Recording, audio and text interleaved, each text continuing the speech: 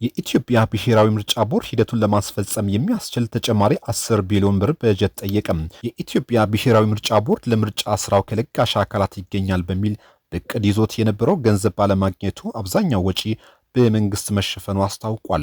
የምርጫ ቦርድ ሰብሳቢ ወይዘሮ ሜላትወርቅ ኃይሉ ለ2018 ዓ.ም ምርጫ በጀት ያስፈልጋል ተብሎ ጠይቆ የነበረው 15 ቢሊዮን ብር ቢሆንም ከአጋር ድርጅቶች ይገኛል በሚል ወደ 10.8 ቢሊዮን ብር ዝቅ ያለ በጀት እንደተፈቀደለት ገልጿል። በዚህም የበጀት ውስንነት ምክንያት ከዚህ ቀደም ከተመደበለት በተጨማሪ ለቀሪ ስራዎቹ 9.7 ቢሊዮን ብር አዲስ በጀት በመጠየቅ አጠቃላይ የቦርዱ የምርጫ ወጪ ከ20 ቢሊዮን ብር በላይ አሳልፎታል።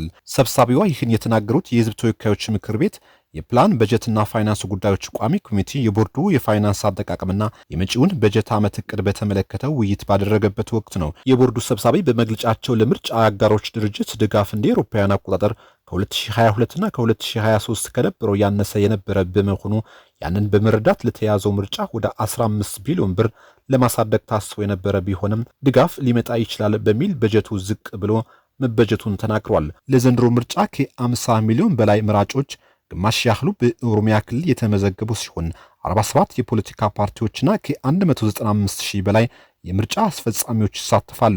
ይሁን እንጂ አንዳንድ የፖለቲካ ፓርቲዎች ቦርዱ የምርጫ ድጋፍ በጀትን ለእጩዎች በወቅቱ እያቀረበ አይደለም ሲሉ ቅሬታቸውን አሰምተዋል።